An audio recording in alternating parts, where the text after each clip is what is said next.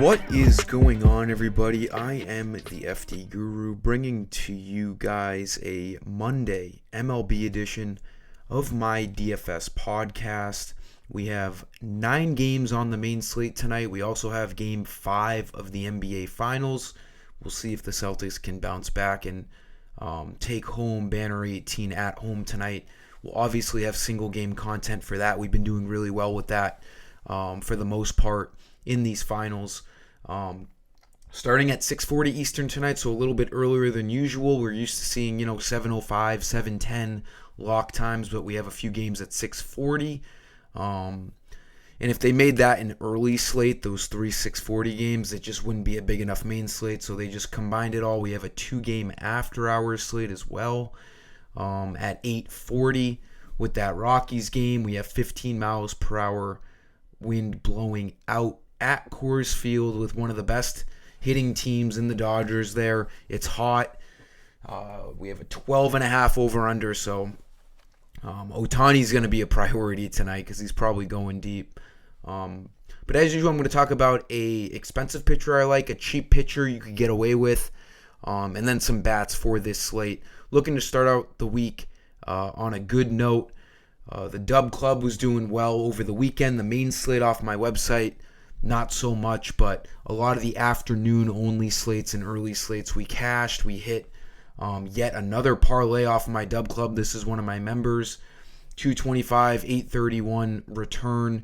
I don't know why, but when I posted my parlay, it was like plus 310. He got lower odds at plus 269, but I usually pick 3 money lines in my parlays on my Dub Club, and they've been doing pretty well, so let's keep that rolling.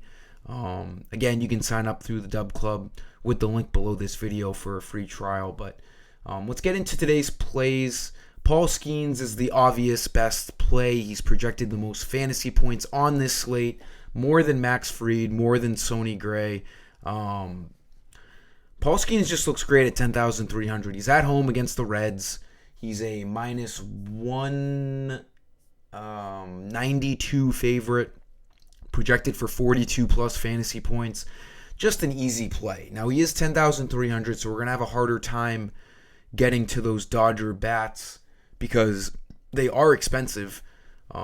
We do have Mookie Betts on the IL for a little bit. He fractured his wrist yesterday, so we'll see how much different that Dodgers lineup looks in the top half of the lineup, but Paul Skeens looks great at pitcher tonight. I'm going to get him in. I'm going to try to find a way to, get him with Ohtani and maybe a couple other Dodgers, and we'd have to go really cheap on other batters, but Skeens looks great.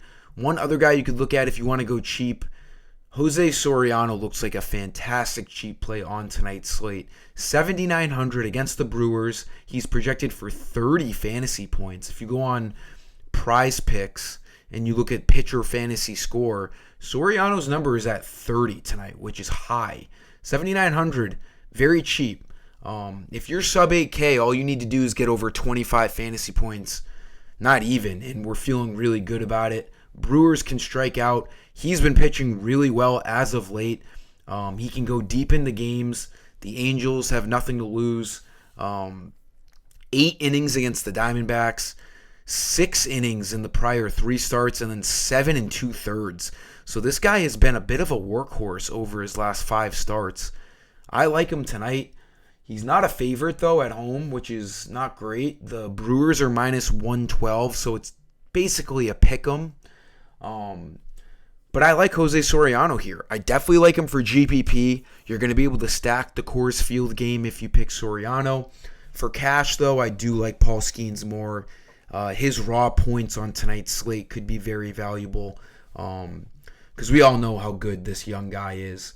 An absolute stud. 8+ strikeouts in the last 3 starts.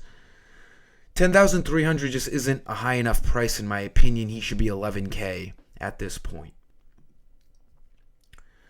For the infield, we're going to look at the Pirates. We're going to look at O'Neal Cruz. Obviously, he was more expensive in the Coors Field series. Now that he's back at home against the Reds, he's only 3,100. I like O'Neal Cruz. He's starting to bring his average up. He did miss one of those Coors Field games, or two of them, because he was hurt. He was actually a late scratch one day. Was pretty annoying, but I like this value play at 3,100. The Pirates, they're favorites here by a lot. It's an 8.5 over-under. They're against Carson Spires of the Reds. I don't really know who that is, but Vegas expects the Pirates to score some runs tonight. I like Cruz. He's a 5-tool player. He can steal bases. He can hit home runs. He looks good at shortstop tonight. 3,100 is never a scary price on a guy like O'Neal Cruz. Let me put him in. And then my second infield play, we are going to go to a guy who is dropped in price considerably over the last couple of weeks. And I don't really know why, because he's staying kind of hot. And that's Alec Boehm of the Phillies. Should be batting cleanup. The Phillies are in a great spot tonight. He's now below 3K to 2,900. Let's see what we got for numbers on the Phillies. Minus 185 favorite in a 9.5 over-under in Philly tonight. 13-mile-per-hour winds blowing out. So we have a few spots tonight with pretty substantial wind blowing out. We have Philadelphia, 13 miles an hour blowing out.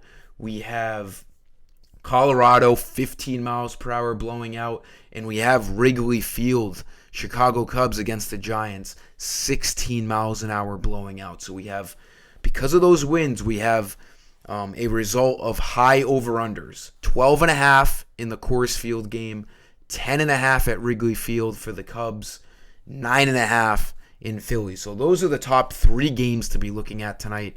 I like Boehm. They are facing Randy Vasquez, who has been pretty poor to start the year. 4.93 ERA. Vegas has the Phillies scoring a bunch. I don't know why. Boehm was like a $4,000 player not too long ago. This is not the time to drop his price. He's 8 for his last 13 at-bats. As you can see here, the guy is just kind of cooking, batting .302 on the year. With the way MLB offenses have been going this year, it's pretty rare to see a guy batting over 300. There's not many of them. Boehm is doing a good job for the Phillies, sitting in the heart of the lineup. His power has been down, only 6 homers, but he does have 57 RBIs. Guys are on base constantly for him. And I do think we have the return of Trey Turner tonight. I could be wrong. They did activate him from the 10-day injured list. Was it really only the 10-day injured list? I feel like he's been out for so long. May 13th. It's been a month. So they must have, brought him back and then put him back on the 10-day or something. But, yeah, Trey Turner should be back tonight. So the Phillies, full send. Boehm should be batting in the heart of the lineup, 2,900. I like him tonight. He can play first base and third base. Outfield, spend up, 5,100 for good reason. Shohei Ohtani, it's going to be hard not to pick him. He's so expensive. He's in Aaron Judge territory, but for good reason. He's coming off of a multi-homer game last game. Obviously, maybe the best hitter in the MLB, if not one of the top couple. Not much to say about him. If you follow the MLB at all, you don't even really need to follow him. You know who Shohei Ohtani is. He's at Coors Field. Best hitting environment on the planet. Well, at least in the MLB, in the USA. He looks great. 12.5 over-under, winds blowing out, lefty-righty matchup against Cal Quantrill, who Cal Quantrill has been sneaky really good for the Rockies this year. 6-4 record, 3.3 ERA. I do not care. It doesn't really matter who's pitching. We got this Dodgers lineup. We got Coors Field. We'll have to see how this lineup shapes out with no Mookie Betts. Right now, they have Ohtani projected to lead off, but who knows?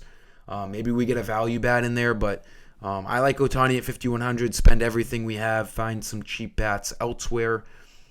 He looks really good. Then our last play, 2,600, should be leading off again for the Braves. With no Ronald Acuna and now no Michael Harris, we saw Kalinick. I think that's how you say his name. Jared Kalinick from the Mariners last year, who actually had a great season, is now batting leadoff, or at least he did the past couple of games, and he's homered the past couple of games. 2,600 is a cheap price on him. Like I said, he got really hot last year on the Mariners. We know he's capable of doing good things, and he's already done more of an impact than Ronald Acuna did because he was terrible. And Kalenic already has 6 homers, 18 RBIs, 270 average. This is a great value play here. Braves are minus 220 favorites, 8 over-under against Reese Olson of the Tigers. You want to talk about a guy who gets 0 run support. Reese Olson is 1-8 with just a 3.68 ERA.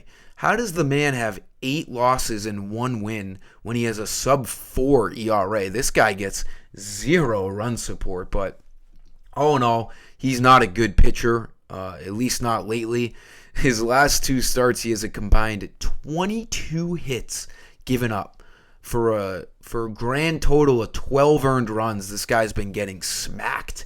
But before those 2 starts, he was pretty good, so I do think this is a really bad spot for him tonight in Atlanta.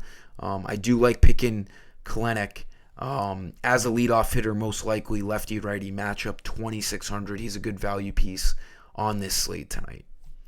That'll do it for this video, guys. Let's get after MLB tonight. Let's get after the NBA single-game slate. Hopefully my Celtics can show up and bring home the finals at home tonight. Very nervous, but also excited at the same time. Let's have a great night tonight. After hour slate as well on my Dub Club along with other bets. Give this video a like. Until next time, I am the FD Guru. Peace.